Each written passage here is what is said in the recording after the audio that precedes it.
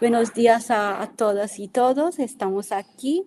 Vamos a estrenar nuestro nuevo canal de YouTube, donde vamos a tratar temas muy interesantes. Siempre volvemos a tratar temáticas cinematográficas, pero esta vez con un enfoque más relacionados con unos específicos derechos humanos. Hoy hablaremos de la explotación laboral de los migrantes y de todas las problemáticas que derivan de este tipo de explotación, que es primero inmoral, pero implica problemáticas de vulneraciones de derechos que son humanos, como se verá a continuación. Esa película aborda la temática del, el estilo del true crime, pero ahora voy a pasar la palabra a la compañera Dina El Jantavi, doctoranda en filología. The floor is yours, Dina.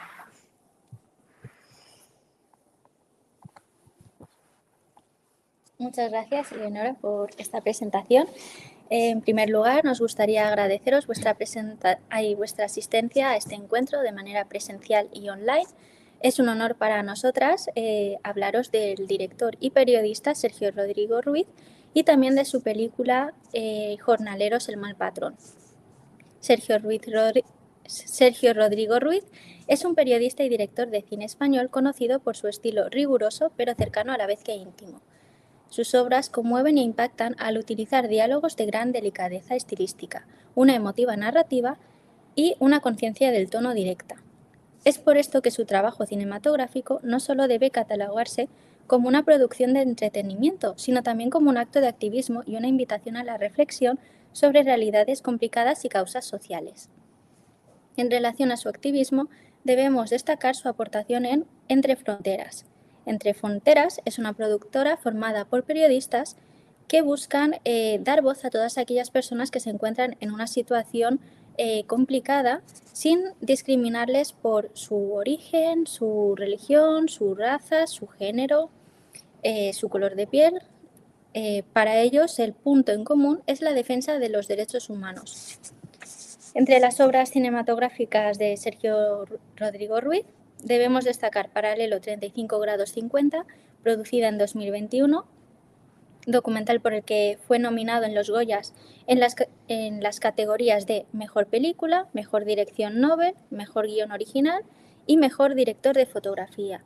También destacamos otros documentales del mismo autor, como Operación Brooklyn, producida en 2023, y Aminetu en 2026.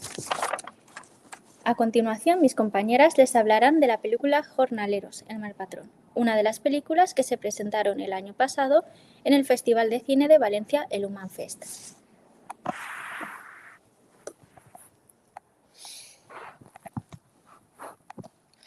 Bueno, muchas gracias, Dina, por darme la palabra. Buenos días a todas y a todos y gracias por formar parte de esta jornada y conocer este interesante documental y director. Jornaleros, el mal patrón gira en torno, y sin destripar aquí nada, gira en torno a la desaparición de dos temporeros en el pueblo de Villacarrillo. Eran dos migrantes, Tidiane Coulibaly e Ibrahima Diouf, que trabajaban para el mismo patrón y desaparecieron en circunstancias similares, o sea, tras haber hablado con el patrón y exigirle el pago de ciertas deudas y transmitirles su voluntad de, pues por la situación que vivían de explotación, abandonar el trabajo que hacían para él y marcharse. Se va tejiendo así en el documental, lo veremos, un coro de voces diversas, porque está articulado, es un documental de estilo periodístico, articulado con voces corales, distintos testimonios de personas del pueblo, de compañeros y familiares de los desaparecidos, y por supuesto también aborda tanto cuestiones de la investigación policial como escenas de los juicios a su patrón. El documental podemos decir que resulta especialmente interesante y rico por muchos motivos. En primer lugar, por ese carácter periodístico y de investigación que aborda y profundiza en el caso aportando muchos detalles y sobre todo, en segundo lugar y sobre todo por la cantidad de temáticas sociales y políticas que aborda y que no dejan de estar, por desgracia, ¿no? muy de actualidad. Vulneración de derechos humanos, explotación laboral, xenofobia, aporofobia y racismo, entre otros, ¿no? El documental pone el foco, esto es importante, en las víctimas, en sus nombres propios. No deja que caigan en el olvido ni que se conviertan en meras cifras. Y los nombres de Tijani e Ibrahima quedan grabados en nuestra mente y suscitan pues, reflexiones profundas, ¿no? Después de ver el documental. Podemos decir que bueno, basta un vistazo al panorama actual para tomar conciencia de las consignas populistas y de la difusión y propagación con facilidad e impunidad de todos estos discursos de odio, estas consignas que al final contribuyen al aislamiento y la deshumanización y la división entre grupos humanos y que están a la orden del día, ¿no? Estas consignas, unidas a una aporofobia muy arraigada y a un racismo también arraigado, contribuyen a la perpetuación de un nosotros versus un los otros que se obstina en permanecer. Por todo ello, el documental de Sergio Rodrigo es un modo de hacer hincapié en problemáticas actuales que nos afectan a todos y a todas, seamos quienes seamos y vengamos de donde vengamos.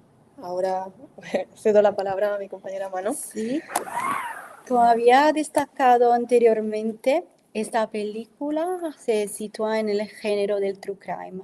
El true crime es un género que nace como género literario y tiene capolabores literarios como In Cold Blood, A Sangre Fría, de Truman Capote, u obras más recientes como The Girls, de Emma Cline, que cuenta los sucesos del crimen de Charles Manson desde el punto de vista de las jóvenes que rodeaban a esta figura tan oscura.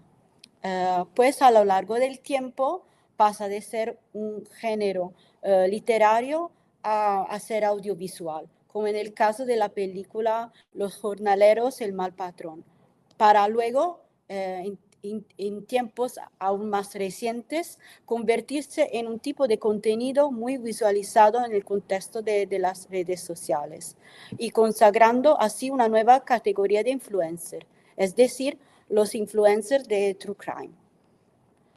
El True Crime se puede entender como narrativa que tiene como base un fenómeno criminal real. En la concepción tradicional, se consideraban como true crime solamente los casos de delitos graves, como desaparición o homicidio, pero ahora se puede extender a casos que interesan a las sectas, casos de abusos sexuales, por ejemplo, se puede mencionar la serie de True Crime dedicada al caso de Epstein, que se encuentra en Netflix, o simplemente casos de terrorismo. Incluso puede tratar casos de personas que son migrantes y que sufren de la explotación laboral. Finalmente, se puede subrayar que el true crime es un género que suele ser consumado mayoritariamente por mujeres. Y, a ver, en la película de Jornaleros, El mal patrón, encontramos una narrativa muy destacada. Por un lado, la narrativa del true crime que se desempeña contando una historia a través de películas o a través de transmisiones televisivas que son muy populares, suelen ser populares en cada país, supongo, y pues a través de los contenidos de redes sociales. Y el true crime se presenta como una mezcla entre el periodismo y técnicas de ficción literaria o audiovisual. Además, como en el presente caso, puede ser una película documental. Para asegurar una narrativa más coherente y verídica posible, el autor debe empezar haciendo una investigación más detallada posible a partir de la documentación pública y el historial procesal, donde sea posible. Tras esta fase, el autor debe dar coherencia, distinguiendo entre las fuentes primarias y secundarias y excluyendo posiblemente las fuentes que se revelan ser incoherentes. El autor debe encontrar un equilibrio entre los hechos y la narrativa cinematográfica, en este caso, evitando así sensacionalismos. Hay unos sesgos que siempre están presentes en el true crime. Primero, debe ser un caso mediático o presentarse como un misterio. El misterio puede consistir en el paradero de una persona, la ausencia de un cuerpo, la inexistencia de un proceso o dudas en el veredicto de un juicio, incluso. Sin embargo, hay que fijar un límite narrativo. El autor debe tener en cuenta lo que son los límites en su investigación. Debe tener su propia ética y eso lo hace como un sujeto que se tiene que responsabilizar. Para luego terminar, sí que hay problemáticas que se refieren a posibles violaciones de derechos humanos o concretas violaciones de derechos humanos.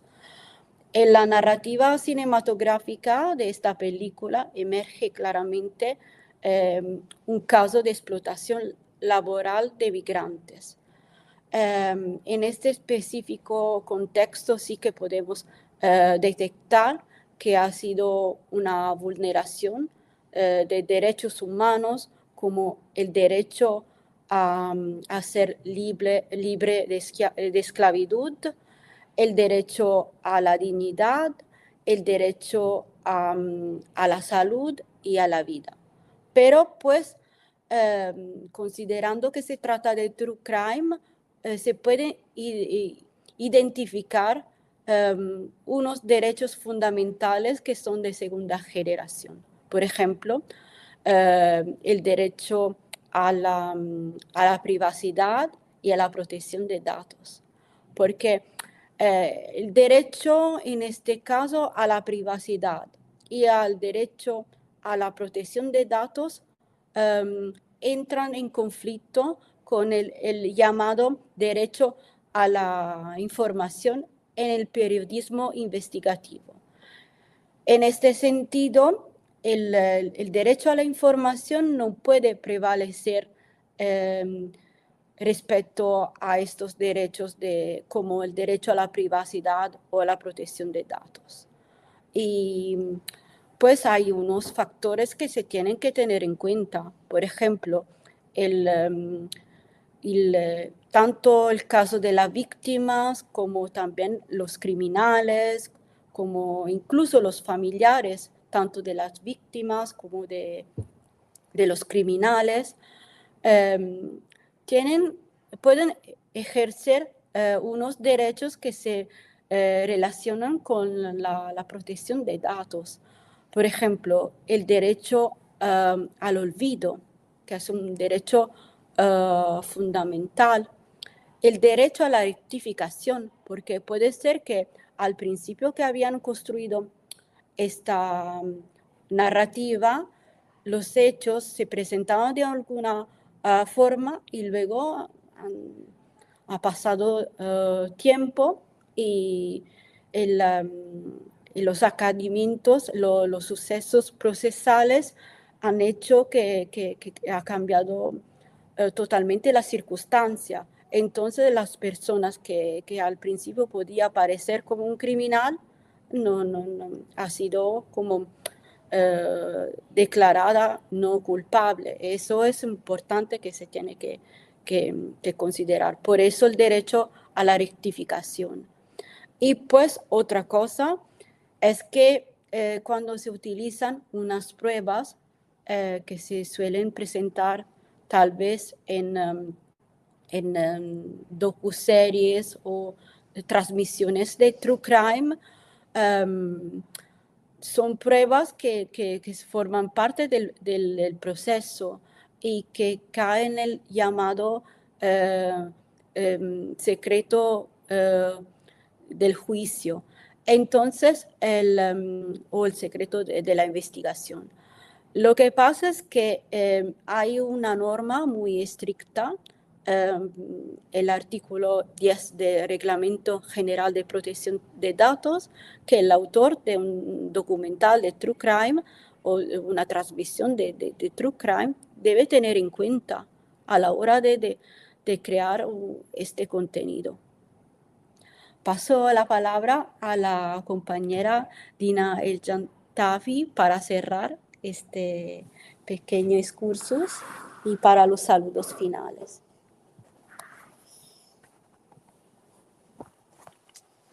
Gracias, Lara y Eleonora, por vuestra explicación y presentación de la película documental El jornalero es el mal patrón.